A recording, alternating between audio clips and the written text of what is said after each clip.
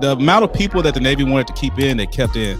But the amount of people new people they wanted to bring in, it wasn't able to meet those numbers. What do you think is something that could be contributing to that? Something I think that could contribute to that is, if you look at nowadays, a lot of people aren't going to college and everyone's making it without college, and college is being expensive. And with college being one of the driving factors for people to join the military, if a lot of people aren't going, then what's the point of them joining to get college? A lot of people are self-made nowadays, and it's, content creation or starting your own business or whatever. And it's kind of I know a lot of my friends that didn't go to college that make 4 times the amount that I do as a second class. So there isn't really a big incentive anymore to join. And then along with social media platforms growing, and you have a mixture of people that are saying, oh, the military is great, or maybe they're at a bad command, and oh, the military is awful. You get both of those stories, and depending on which ones they hear, it could either deter or motivate them to either join or not. Not to piggyback too much off of what he said, but a lot of my friends my age, they tell me, why did I join the military? They feel like the military kind of withholds you back from everything, but a lot of people have a bad image on the military as far as in like everything that they keep you from, and a lot of stuff we can't do, because nowadays, a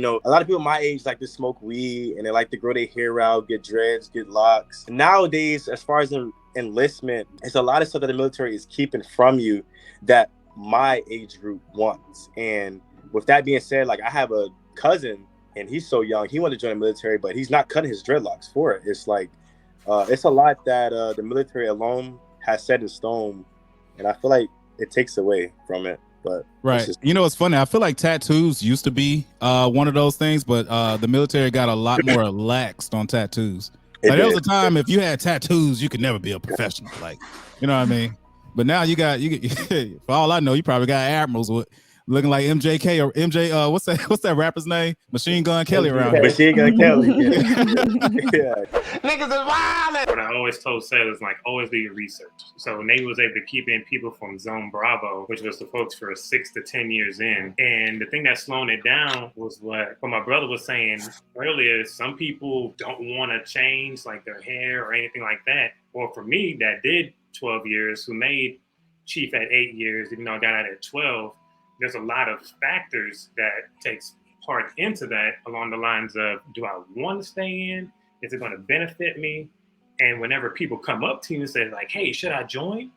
And it's, okay, what are you joining for? That's what I ask people now. What are you joining for? Are you joining to see the world? Are you joining for school? Are you joining for X, Y, and Z? Example, he's an IT, and ITs, if they get to certain certs, they can make 6 figures once they get out after 4 years. People are looking at it as, hey, I can either do my 20 years, do whatever, or I can get out at 4 or 5 years, make 4, maybe even 5 times as much as I'm making now, and I'm dipping. And if I don't get in trouble, then I got my GI Bill, I got the VA, I got all my benefits.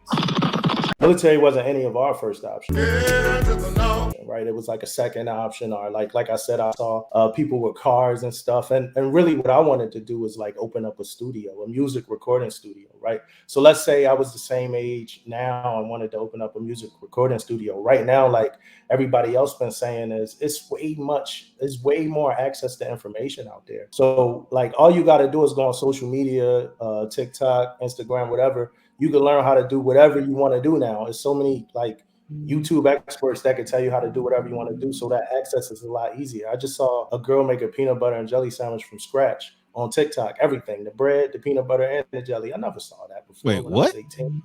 Yeah, she made everything. I see everything. The bread. We used to steal Uncrustables from school, man. We didn't know how to do that. A lot of people my age, it's all about hair and, style, tattoos or whatever. And I kind of do want to promote that you can still do what you want. I know you guys might see my hair, and I've come across a lot of sailors, Marines, Air Force, just all the above. And they're like, yo, how do you have your hair like that? There's a limit to where you can go, but you can still get what you want. And a lot of people see me, and I get comments on my videos, and they're like, yo, cut your hair. These are like, not to, bash anybody from, before, but older sailors, veterans or whatever. And they're like, yo, cut your hair, do this, do that. And I'm like, this is kind of for the new culture, for people that feel like they join in and they only have to rock a buzz cut or a fade or a low fade or anything. Like, they can still happen for you. And as happened for me, it might be a little harder because certain people pick me out. Trust me, certain chiefs, certain senior chiefs, master chiefs are like, yo, his cut, whatever. But like, it can still happen for you. Definitely. 100%. Yeah, I remember what was the word? Somebody help me out with the word. It's not flamboyant. I think it's faddish. Faddish. Yeah, that's the word. A lot of people just disagreed on what a faddish hairstyle was. And the problem with that is that it basically just came down to opinion. You know what I mean? Did you ever have any problems like that? Like where people thought that your hair was faddish? Yeah. So actually, right before, so right now I'm in school for IT. I'm in California right now. But right before I left, my chief was like, yo, Coleman, you know, you need to trim your hair down a little bit, or at least, you know, black hair, you can wet it and it, you know, and the short ends. I was like, Chief, I got you. I'll wet it. You know, I'm not really doing this, you know, because I did have my hair grown out before, but for some reason I'm holding in. I feel like the military is gonna let us get hair soon, but I'm holding in for that. Okay, so, but that's just me. All right.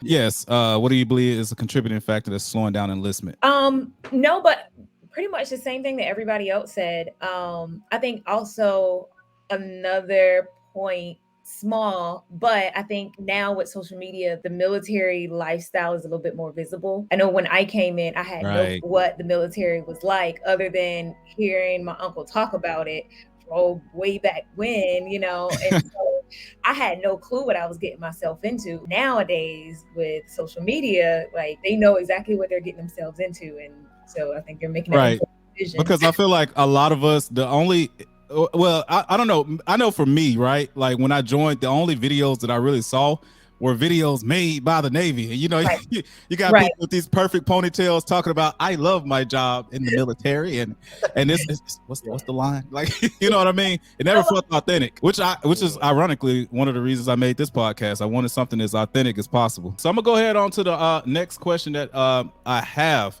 And the question is, what are your general thoughts on the detailed marketplace assignment policy, also known as DMAP?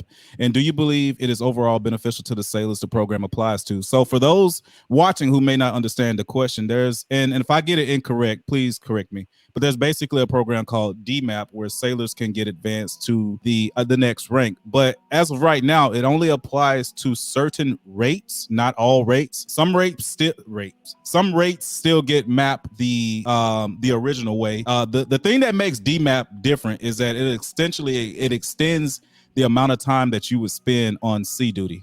So whereas maybe you would have done like 5 years out to sea duty, you might extend it to 7 years just to make the next rank. And this DMAP typically, right now anyway, goes towards rates that are sea intensive and that have low quotas for advancement. But that was so everyone else can understand. But for you guys, what are your general thoughts on the detailed marketplace?